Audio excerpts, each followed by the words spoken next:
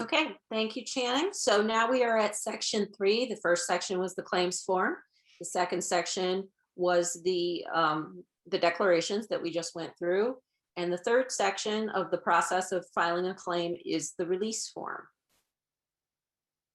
And we will have Channing speak to this again. Okay. So the release form, it's a standard release form that you're required to sign. You're just affirming that you're not taking further action against the defendants, right? If you are settling with the defendants, you're participating in the settlement, you can't take further legal action. This is simply how it works. So you have to sign this in order to participate in the settlement. Okay. So section number 4, after the claims form, the declarations, and the release form, we have the lien disclosure form, and we'll go back to Leslie to learn more about this. Oh, goody. So this kind of goes back to what I was saying originally. If you have suffered some physical injury and you have sought treatment for that from your doctor, a health clinic, the hospital, and you were charged and you had an insurance company or a governmental policy that paid, then we need to help you fill out this lien form. It does not apply to Medicaid. It applies to veterans. It applies to Medicare, A, B, and C. It applies to Blue Cross, United, Anthem, any healthcare that you might have that made a payment other than Medicaid. It's going to ask you some general things, your policy information, your group number, the normal things that you would fill out from your insurance card when you go to see a doctor. And we can assist you with that. I don't want to get much more detailed because really the portion of the form that you fill out depends upon the type of coverage that you had at the time, if any. Okay. And the 5th section that we are going to cover this evening, after the claims form, the declarations, the release form, and the lien release, we have supporting documents, and we're going to introduce Trishelle Young to talk to us about supporting documents. Thank you so much, Beth. So this section is really focused on what you need to gather.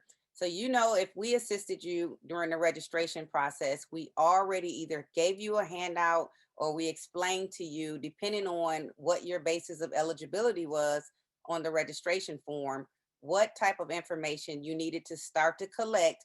And we urged you to start then so that you don't have to start now.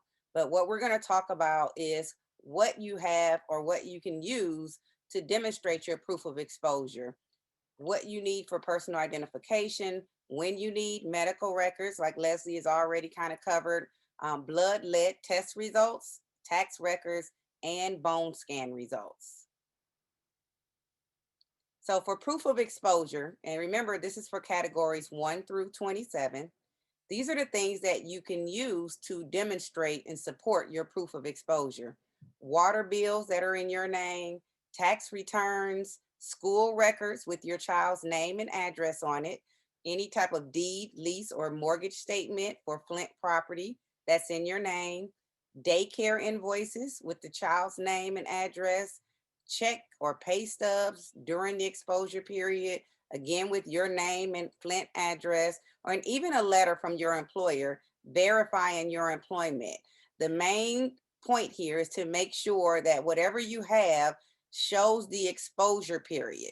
And remember, though that period is broken down into 2 different groups, the time frame is from April 25th of 2014 through November 16th of 2020. So any of these documents that will help demonstrate proof of exposure during that time frame is what you need to gather if you do not already have. So for categories 28 through 30, water bill in either your name or your business name during the exposure period, again, tax returns or a deed, a lease, or a mortgage statement that has your name for that property that's in the city of Flint.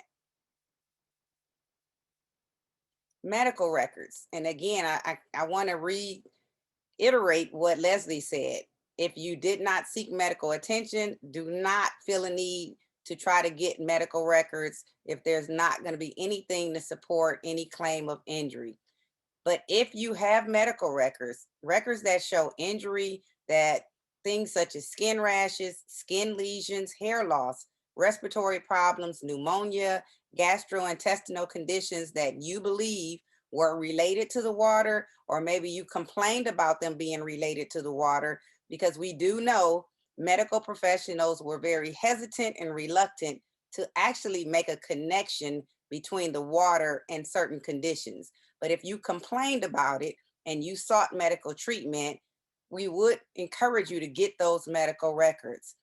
Other categories where you would need to get or want to get medical records, and Leslie kind of covered this earlier, but if you suffered a miscarriage, if you had an infant that was born before 37 weeks, if you gave birth to an infant that weighed less than 5 pounds and 8 ounces at birth, if you formula fed your infant, where you mix that Flint River water with your formula and fed it to your child, any reports that show a cognitive deficiency in your child, and then of course, if you were diagnosed with Legionnaire's disease.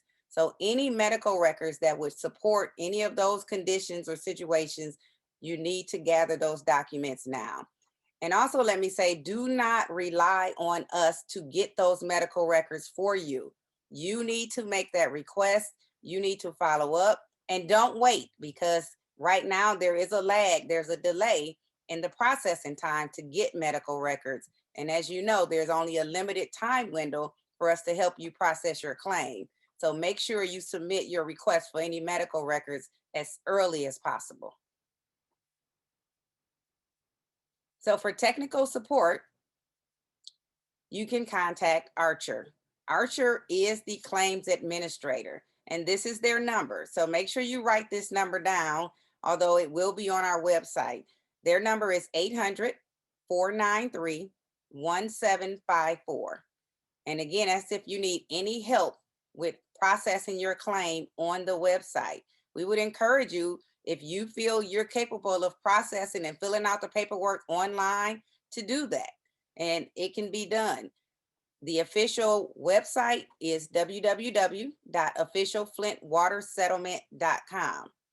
Now, if you try to reach Archer because you're stuck somewhere, or you're having technical difficulties and you're not able to get through, or maybe you got through but you didn't get an answer that was clear enough for you, you can contact us. Our number is 866-536-0717. But let me be clear, what we have to do for you is reach out to Archer. So you have the ability to reach directly to Archer, and you don't need to facilitate that through us. But if we need to help you, we certainly will try to reach Archer for you to assist in any resolution for any stumbling blocks that you may encounter. And remember, as everybody has said, we are here to help you. We have been open on Robert T. Longway. Our address is 1188 Robert T. Longway Boulevard. We are open Monday through Friday. Our hours are 10 a.m. to 4 p.m. We have staff and a supervisory attorney that is on site.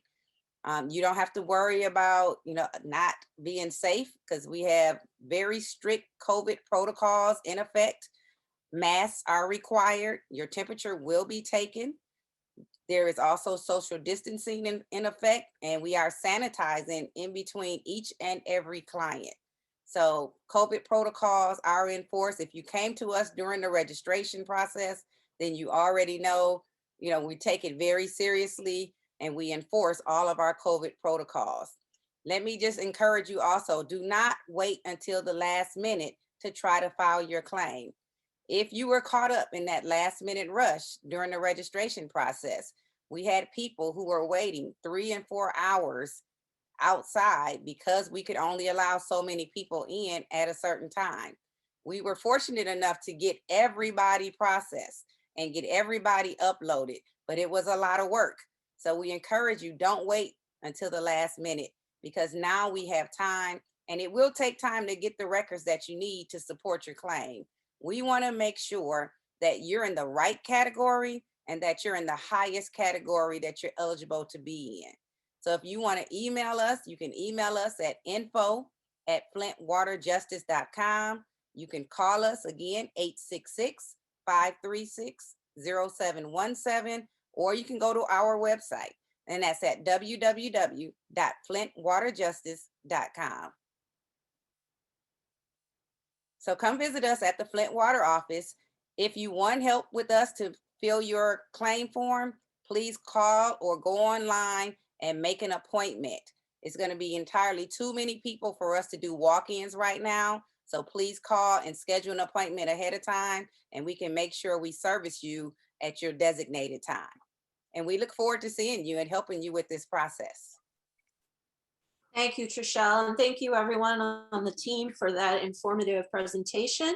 That's it for our town hall this evening, but please do join us at our next town hall. It will be May 20th, 2021 at 6 p.m. and you can register online at the FlintWaterJustice.com website, the same way you registered for this one. You also have our contact information there. Once again, thank you. I see all of the Q&A questions have been answered. This town hall is being recorded and will be posted on the website within the next day. So thank you, everyone, and have a good evening.